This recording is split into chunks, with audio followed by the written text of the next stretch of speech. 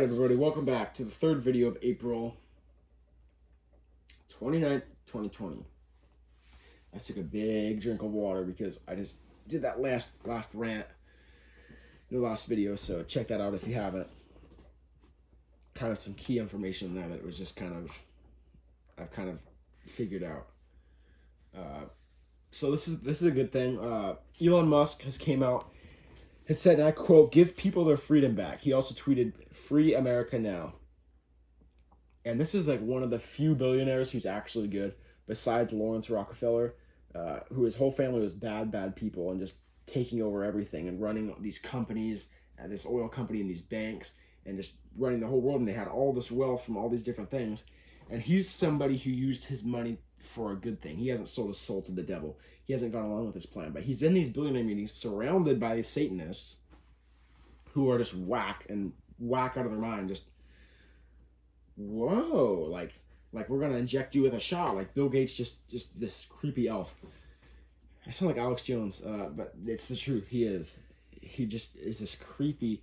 There's like a video of him like jumping over a chair. It's just whack. I mean, these people are just bizarre. But anyway, this is one of the billionaires who he's under great threat, I believe. And he isn't fighting hard. He could be. He's not fighting hard at all. He just kind of has a little bit of common sense and understands what's happening, but he's probably very scared.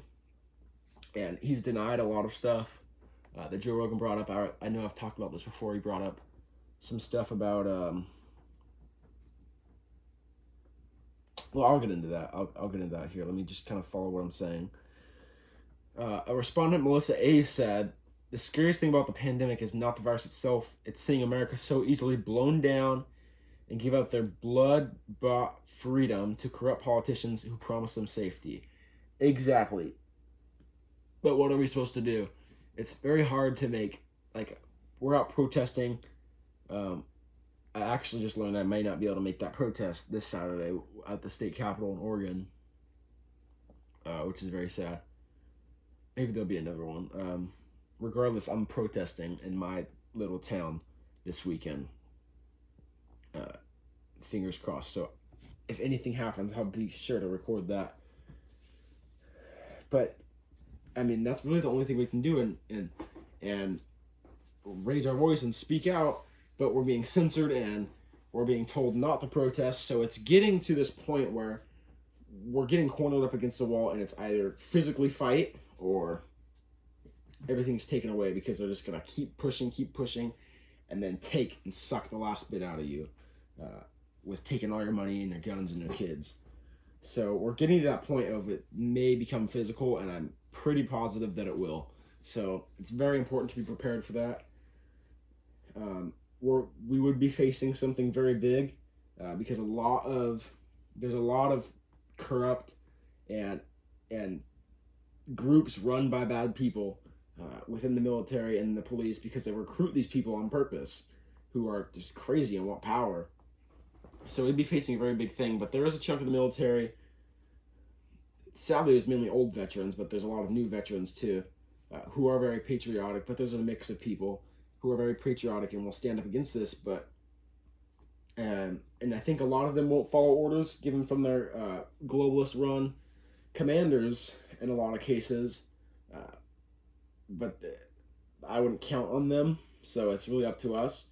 But don't believe that the whole military or the whole police force is going to be attacking you if it comes to that, because I doubt that'll be the case. There'll be a lot of people who kind of jump off that and turn to help us, because you're either with the Republic or you're against it. And many people are saying you choose now, because it's a very important time to choose. And we're not organized, barely. We're barely organized. I'm in a militia group for Oregon. It's got like 700 members. It's tiny, and I'm trying to expand it here in my town. But it's hard, and it's not organized. We don't have we're not prepared for this. And we've had for thousands of years, we read the Holy Scriptures who warned us about this. And I mean, I could have been preparing since the moment hopped out of the womb, but I didn't. I prepared the last 3 years because I figured I learned of all this. I am 17 now, a junior in high school, and I learned about all this freshman year. So, and it was a very slow process. I started with listening to kind of an unrelated topic, but ties into this, but kind of a lesser extent of conspiracy with a big agenda tied to it for a world government. We haven't seen that yet, really. Kind of with some of the propaganda, but that may be next. I'm not counting on it, but it could be possible, and I've understood basically everything with that because it's more simple, and it's just a part. It's just a level in itself, and then tied into the top. But it's not really everything. That's the whole UFO ET issue, dealing with oil and gas companies and weapons manufacturers and unacknowledged special access projects, which deal with special operations units run by these globalist commanders, because it ties into that. And these corporations who are also bought out and completely globalist run. I'm not even going to get into that really, because you know how it works. They're suppressing the technology to keep the petrodollar in, and cause another war with ETs, because people will benefit from that.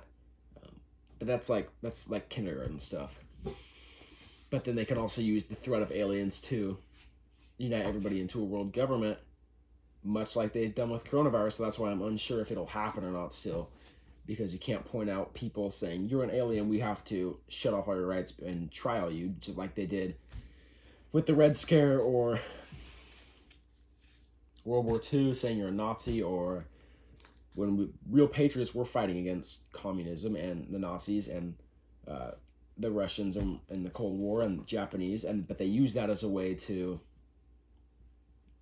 oppress people and take people's rights and bring out something that people are actually scared of, but bring out more security, because security or liberty. But they're very sneaky with this, and they can really get in the human mind, and you have to tap out of that and recognize how they're using your genetics and your instincts of humanity against you. And it's just a twisted, evil thing, and that's why this didn't come from humanity itself. This came from somebody who's been studying humanity since its existence, and his name is Satan. And he's a very, very bad entity, because God is Satan too.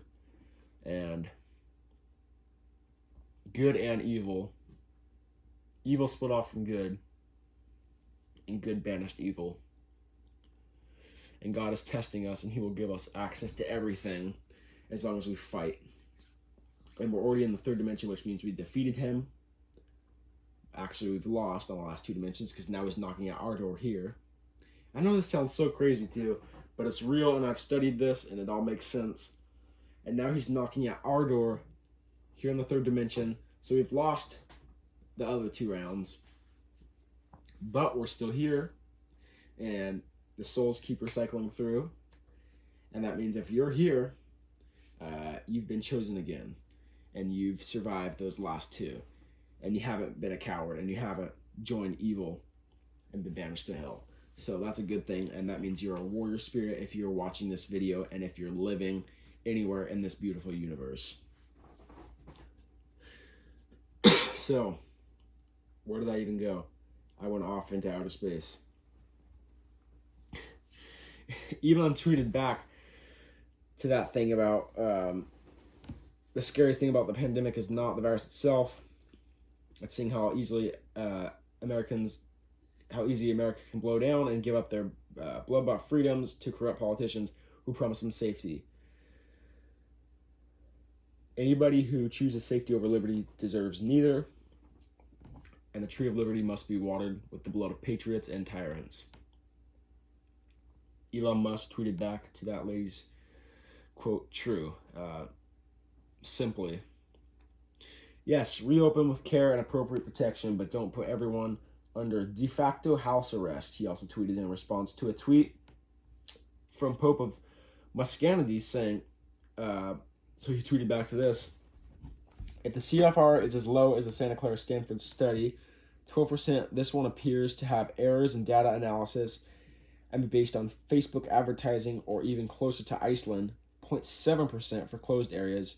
Reopening carefully with proper social distancing would be an ethical thing. So they're really trying to just get our rights back and just kind of be like, oh, we'll still take care of everything and we'll still social distance everything, but they don't want that. They want complete dominance, because it's not about the virus and spreading the virus. It's about they've got all this control. If we can stop it, and it's time to lift it. If you haven't seen that video of the doctor, it's on Bandot video. It got ripped off YouTube. He's saying, if we don't lift the lockdowns, why is the reason? Well, they're using this to test how much of your rights they can take from you, and will you roll over and stay in your house. And he said, and you can't stop all over our freedoms, because the only outcome of that is violence. And that was powerful. That was just a dialed in person. Probably dialed into the whole thing. A very smart, intelligent doctor. And it was just amazing. So watch that video if you haven't. It's like, it's quite a while long, but the end of it is just amazing. But this is a very good thing, to have a billionaire who is at the top and understands all of what is happening. And this is what I was going to get into earlier. I was kind of saddened by him when he went on Joe Rogan, and he basically confirmed the plan to merge with machines indirectly. And Joe asked him about some UFO type things, which he definitely knows about. But he kind of just denied that, because that would expose a lot of their plan as well, and kind of the whole power system to that, and how they can use that to create a world government. So he kind of just denied that. So that's a very important thing, the whole UFO issue. It's a very taboo subject of the New World Order, because it does play a pretty key role, because that probably is the end game. And I'm not sure if it'll still happen, but it most likely will. Because, what's his name? I completely forgot his name. I always mention him, but I always forget his name. I'm sitting in silence, having a brain fart. I wish these videos could stay quick.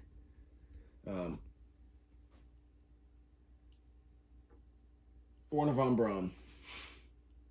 I don't know why I always forget that, but Warner von Braun, the Nazi scientist who was brought over here, who's probably a good person actually, just was kind of involved with that and just kind of sucked into that for reasons that I've mentioned here. Warner von Braun, he said, first it'd be third world country crazies, then terrorists, and then the last card would be the alien card, well, outer space threats, which they've all rolled this out at like once and ready to transition to the next. So we're dealing with terrorists as we're starting to worry about North Korea. Now we're worrying about North Korea and China and these third world countries. Actually, it's the opposite way. They flipped it, it seems like. Terrorists appeared to happen first. Well, we did have Vietnam, actually, which I guess would be third world country crazies. And then terrorist, and then more third world country crazies, North Korea, China. After the terrorists, they roll us all out at once, so we're ready to transition. We hear about it all at once, and they've still, during even terrorists rolling out, the asteroid threat from space or UFOs, they've really hyped that up now. And then ready for all that. And then they didn't really talk about the virus too much. That was really a surprise. I think they may have switched that plan because so many people ended up finding out about the whole UFO plan of how to use that. So they may have used this virus as a exchange for that. And I've said that a few times. It could be very likely. But Warner von Braun never mentioned a virus. So that could be what it's replaced with. But he didn't really answer to those questions from Joe. Then the next year after he went on there, he was like, yes, merging with machines is the only way for humans to survive. Not true. It's only a small group of people that will survive doing that. The elitists, who are inbreds and just keep one bloodline and just whack. But I think he said that under threat, like I was saying earlier. He's a patriot billionaire, I would say. but not loud enough. It's just a very scary position for him to be in, and probably a lot of stress on him, and I'm very sorry for him. All right, see you guys in the next video.